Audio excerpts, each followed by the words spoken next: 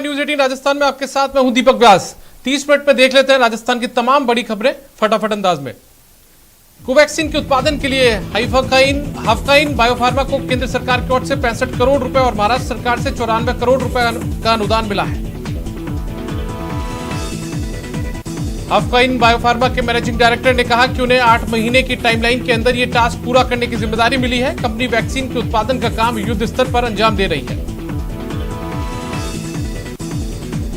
Delhi high court ने CBSE केंद्र और दिल्ली सरकार को नोटिस जारी किया है, जिसमें स्कूल द्वारा आयोजित आंतरिक मूल्यांकन के आधार पर 10वीं बोर्ड परीक्षा के अंकों के सारणीकरण के लिए नीति में संशोधन की मांग करने वाली याचिका पर जवाब मांगा है। पहलवान सागर धनखड़ की हत्या के आरोप में गिरफ्तार किए गए रेसलर सुशील कुमार को लेकर क्राइम ब्रांच ने बड़ा खुलासा किया है। क्राइम ब्रांच के सूत्रों ने बताया कि 17 दिन की फरारी के दौरान सुशील टेलीग्राम ऐप के जरिए लोगों से बातचीत कर रहे थे। अगले साल उत्तर प्रदेश और पंजाब समेत 5 राज्यों में समय पर ही चुनाव कराए जाएंगे। ये बात मुख्य चुनाव आयुक्त सुशील चंद्रा ने समाचार एजेंसी पीटीआई से कही है। पंजाब कांग्रेस में कलह जारी है। कैप्टन अमरिंदर सिंह के खिलाफ नवजोत सिद्धू ने मोर्चा खोला हुआ है। यही वजह है कि आज दिल्ली में कमेटी के सामने नवजोत सिंह सिद्धू पेश हुए, तो वहीं अमृतसर से पूर्वी विधानसभा एरिया में कांग्रेस विधायक नवजोत सिंह सिद्धू की गुमशुदगी के पोस्टर लगे हैं।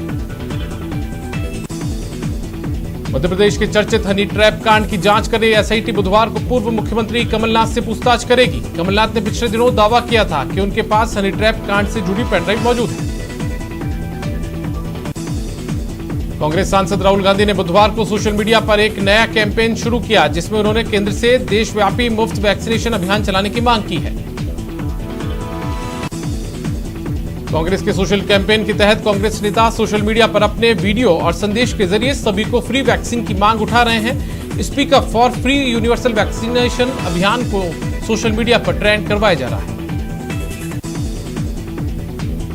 कोरोना की तीसरी लहर की आशंकाओं और खतरों के बीच सरकार ने सीबीएसई की 12वीं की परीक्षा रद्द करने का फैसला किया है।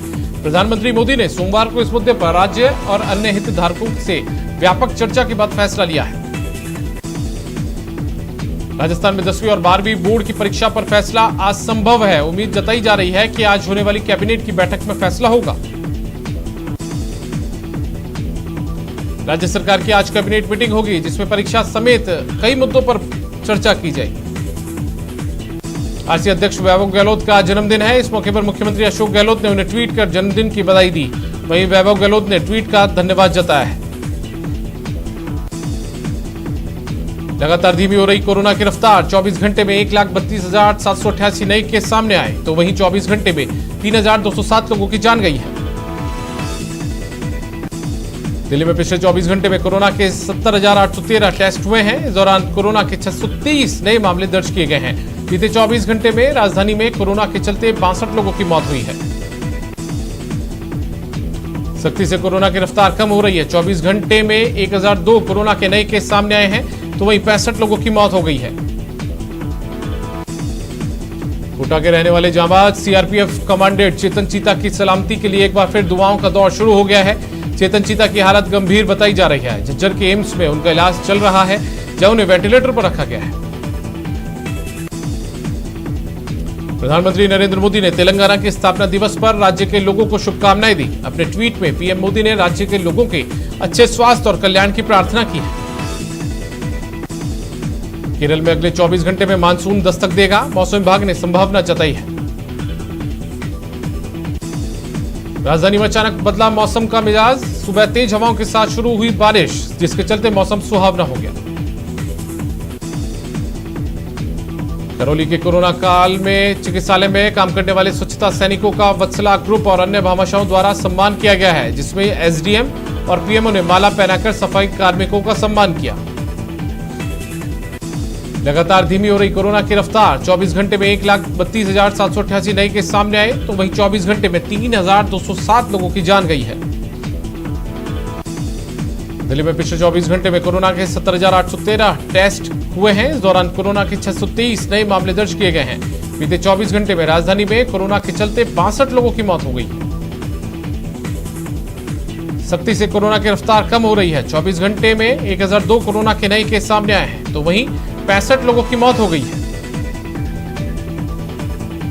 नई गाइडलाइन में व्यावसायिक गतिविधियों को सीमित छूट दी गई है। मंगलवार से शुक्रवार सुबह 6 बजे से 11 बजे तक दुकानें खुलेंगी। वहीं शुक्रवार दोपहर से मंगलवार सुबह तक लॉकडाउन जैसी स्थिति रहेगी। भरतपुर के बैर में देवनारायण कन्या कॉलेज का शिलान्यास करने आए राज्य मंत्री भजनलाल जाटव के कार्यक्रम में कोरोना गाइडलाइन की जमकर धज्जियां उड़ती हुई नजर आई, जिसका वीडियो अब सोशल मीडिया पर जमकर वायरल हो रहा है। इसमें सैकड़ों लोग राज्य मंत्री के साथ नजर आ रहे हैं। चित्तौड़गढ़ में संक्रमण की रोकथाम के साथ साथ टीकाकरण अभियान पर विशेष जोर दिया जा रहा है। इस्लामिया कमेटी की ओर से विशेष टीकाकरण शिविर आयोजित किया गया। कोटा में कोरोना पॉजिटिव मरीजों के हाथों में गिरावट के साथ ही मौत की रफ्तार भी थमने लगी है। देर शाम रिपोर्ट में मात्र एक मरीज की मौत की पुष्टि हुई है। वहीं मरीजों की मौत का आंकड़ा 439 तक पहुंच गया है। प्रतापपुरी सेवा समिति पोखरण की ओर से शहर में भी कई वार्ड्स में निःशुल्क काढ़े का वितरण किया गया। वहीं उप जिला अस्पताल में भर्ती मरीजों सहित कोरोना वॉरियर्स के लिए भी निःशुल्क चाय और बिस्किट की व्यवस्था शुरू की गई है। प्रदेश में आज से मिनी अनलॉक शुरू हो रहा है। अजमेर में भी व्यापारियों ने अपने प्रतिष्ठान खोले और साफ सफाई के बाद काम शुरू किया। इस दौरान कोरोना गाइडलाइन का पूरा पालन किया जा रहा है। हालांकि दुकानें खोलने का जो समय दिया गया उससे व्यापारी पूरी तरह संतुष्ट नहीं है। प्रदेश भर में आज से मिनी अनलॉक शुरू हो गया है। आज से 11 बजे तक बाजार खुलने शुरू हो गए, लेकिन इस छूट के दौरान दौसा में गाइडलाइंस की धज्जियां उड़ती नजर आई हैं। टोंक में पुलिस ने कलेक्ट्रेट के पास मैदान में क्रिकेट खेल रहे 7 लड़कों को पकड़ा। पुलिस के मुताबिक सभी लड़कों को क्वारंटीन सेंटर में रखा जाएगा और कोरोना जांच के लिए सैंपल लिए जाएंगे। कोटा में मई महीने में लॉकडाउन के तहत शहर पुलिस ने कोरोना गाइडलाइन की पालना नहीं करने पर 24,842 लोगों के खिलाफ कार्रवाई की और बड़ा जुर्माना भी इस दौरान वसूल किया। वहीं इस दौरान 90 प्रतिष्ठानों को और दुकानों को सीज किया गया। जोनल तहसीलदार बंटी राजपूत की अध्यक्षता में कोर कमेटी की बैठक का आयोजन किया गया, जिसमें कोरोना रोकथाम को लेकर door to door survey, covid positive टीकाकरण, कोरोना गाइडलाइन की पालना पर चर्चाएं की गई। प्रतापगढ़ में भी कोरोना की वजह से बीते 1.5 महीने में बंद बाजार आज खुल गए तो बाजारों में भारी भीड़ दिखाई दी। एएसपी चिरंजीव लाल मीणा के नेतृत्व में क्विक रेस्पॉन्स टीम और पुलिस के जवानों ने पैदल मार्च करते हुए लोगों को सोशल डिस्टेंसिंग की पालना करने और मास्क लगाने की हिदायत दी है। डूंगरपुर में कोरोना के चलते होली के बाद से बाजार बंद है, जो आज 43 दिन बाद खुले तो बाजारों में रौनक दिखाई देने लगी, लेकिन व्यापारियों के चेहरे अब भी मायूस हैं। 1.5 महीने से चौपट व्यापार के चलते व्यापारियों का सामान अब भी दुकानों में पड़ा है। लॉकडाउन में राज्य सरकार ने आज से सशर्त छूट दी है। इसके तहत मॉल्स और एसी शॉपिंग कॉम्प्लेक्स को छोड़कर सभी बाजार और सरकारी दफ्तर खुले। फल सब्जी की दुकानें, मंडी और दूसरे व्यावसायिक प्रतिष्ठान भी खुले। झुंझुनू में जिला प्रशासन ने कोरोना की जांच को लेकर नवाचार किया है। अब राह चलते किसी भी व्यक्ति की कोविड की जांच की जाएगी, वहीं कॉलोनी और मोहल्लों में जाकर भी जांच की जाएगी। इसकी शुरुआत भी कर दी गई है। आज पहले दिन मंडावा मोड़ पर बीडीके अस्पताल की टीम ने mobile rapid antigen test van से आमजन के लिए कोविड जांच की शुरुआत की।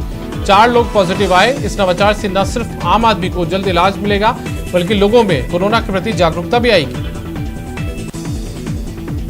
जैसलमेर के मोहनगढ़ सामुदायिक स्वास्थ्य केंद्र पर मंगलवार से 18 प्लस को कोरोना वैक्सीन लगाने का काम चालू किया जाएगा, जिसके लेकर युवाओं ने अपना रजिस्ट्रेशन ऑनलाइन करना चालू कर दिया। रात के 8 बजे बाद साइट खुलने पर युवाओं में काफी उत्साह देखने को मिला। जयपुर ग्रेटर नगर निगम ने एक आदेश जारी कर नेताओं के नेतागिरी पर अंकुश लगा दिया है। अब निगम समितियों के अध्यक्षों, सदस्यों और पार्षदों को सैनिटाइजेशन के लिए दमकलें उपलब्ध नहीं करवाई जाएगी। दमकल से सैनिटाइजेशन का काम केवल कंटेनमेंट जोन में हो सकेगा। बाकी जगह सैनिटाइजेशन का काम सिर्फ पार्षदों को दी गई नैपसैक स्प्रे से होगा। पार्षदों को मिली नैपसैक स्प्रे मशीन या स्वास्थ्य शाखा की ओर से करवाई जाने वाली इस व्यवस्था से ही ये सैनिटाइजेशन हो सकेगा। दरअसल ग्रेटर नगर निगम की फायर शाखा के उपायुक्त हर्षित वर्मा ने एक आदेश जारी किया है। इसमें कहा गया है कि अग्निशमन वाहनों से सैनिटाइजेशन का काम केवल कंटेनमेंट जोन में किया जाएगा। कैबिनेट मंत्री सालेह मोहम्मद 1 दिवसीय पोखरण विधानसभा क्षेत्र के दौरे पर रहे। वहीं आरसी अध्यक्ष और जोधपुर लोकसभा कांग्रेस प्रत्याशी वैभव गहलोत के जन्मदिन पर मंत्री ने खुद पोखरण राजकीय उप जिला अस्पताल में फल और बिस्किट बांटकर मरीजों से कुशलक्षेम पूछी। कैबिनेट मंत्री ने खुद वार्ड वार्ड घूम घूम कर व्यवस्थाओं का जायजा लेते हुए भर्ती मरीजों को फल और बिस्किट बांटे। वहीं उन्होंने चिकित्सकों को कड़े निर्देश दिए, जिसकी हर कोई तारीफ कर रहा है। कैबिनेट मंत्री साले मोहम्मद ने बढ़ियाना सीएचसी पहुंचकर 18 से 44 आयु के लोगों के लिए वैक्सीनेशन सेंटर का शुभारंभ किया। वहीं कोरोना रोकथाम को लेकर की गई चिकित्सा व्यवस्थाओं का जायजा लेकर बेहतर चिकित्सा व्यवस्था करने के कड़े निर्देश दिए हैं। बीजेपी के सेवाई संगठन अभियान के तहत ग्रेटर नगरियम के वार्ड 48 की पार्षद कुमकुम ने जरूरतमंदों परिवारों को राशन वितरित किया। इस दौरान पूर्व मंत्री राजपाल सिंह शेखावत, डिप्टी मेयर पुनीत कड्डावट भी मौजूद रहे। राजसमंद में कांग्रेस अध्यक्ष सोनिया गांधी के आह्वान पर विधायक सुदर्शन रावत ने आज से विधायक पद से 3 critical care ambulance Bhim, Deogarh और छावनी के सामुदायिक स्वास्थ्य केंद्र को सौंपी है।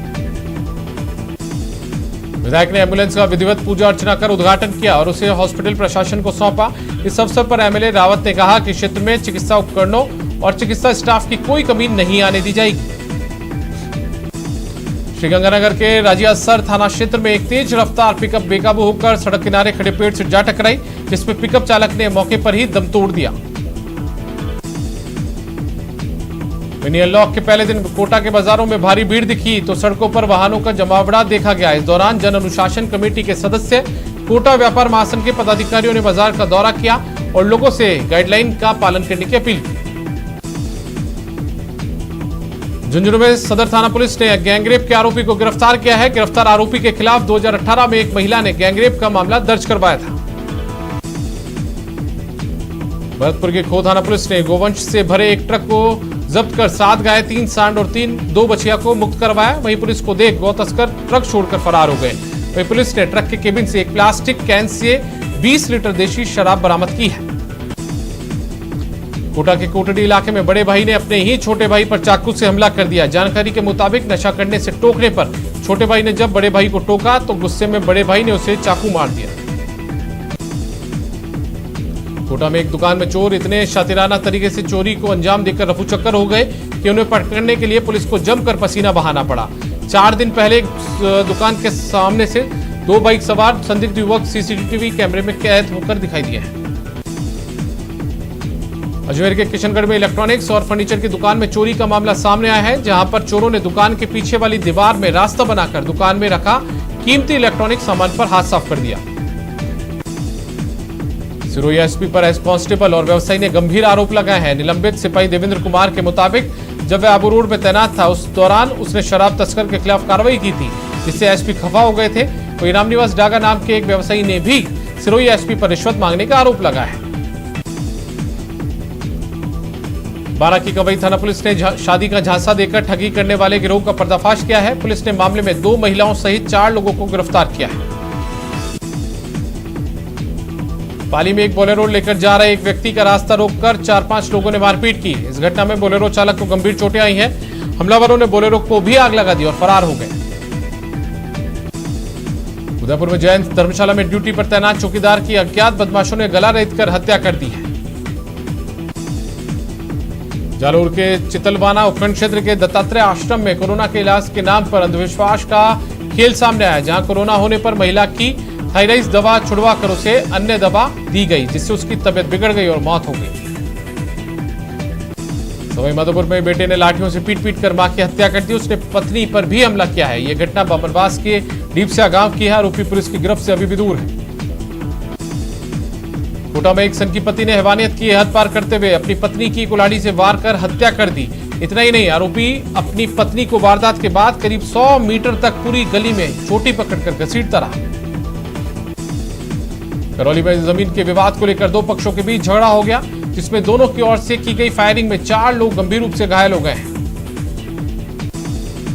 जेल में वसूली को लेकर सुर्खियों में रहने वाला टोंक जेल प्रशासन एक बार फिर सवालों के घेरे में है। इस बार तो लापरवाही की हद हो गई। जेल प्रशासन ने पुलिस और प्रशासन को इत्तला दिए बगैर भूख हड़ताल पर बैठे 17 कैदियों को अस्पताल भेज दिया।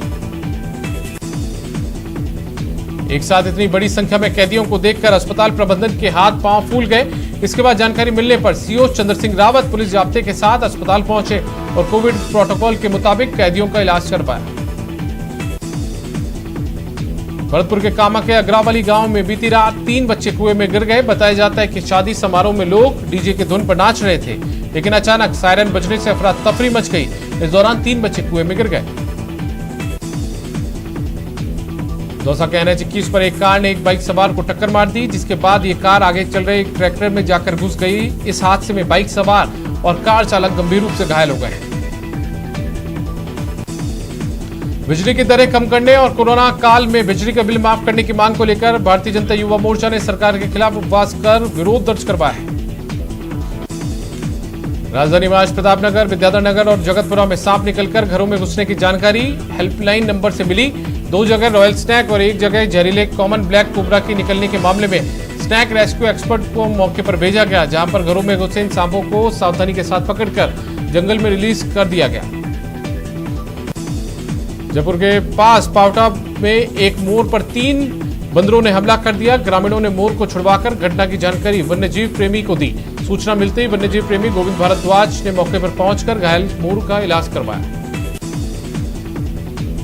बारां के केलवाड़ा वन क्षेत्र के मोहाल गांव में वन विभाग ने 40 बीघा वन भूमि पर से अतिक्रमण हटाया है। वन विभाग की टीम ने मौके पर बनी पत्थरों की चारदीवारी को नष्ट कर जब्त किया। साथ ही आरोपियों के खिलाफ वन अधिनियम में किया मामला दर्ज।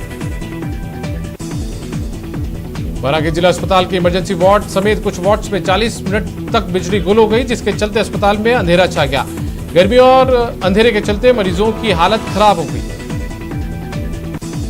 गर्मी का प्रकोप बढ़ने के साथ ही अब राजसमंद जिले के ग्रामीण इलाकों में पेयजल का संकट गहराने लगा है। चितानी गांव के लोग भी दूर दराज से पानी लाकर अब अपनी प्यास बुझा रहे हैं। गांव में पिछले 15 दिन से जल संस्थान की लाइन क्षतिग्रस्त है।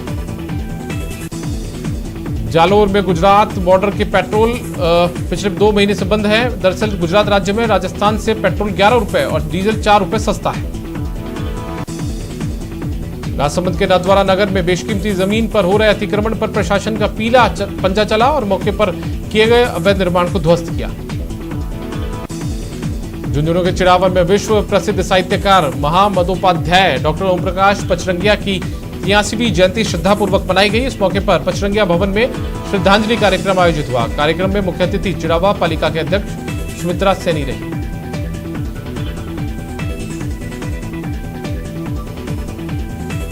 आरसी अध्यक्ष वैभव गहलोत का जन्मदिन है। इस मौके पर मुख्य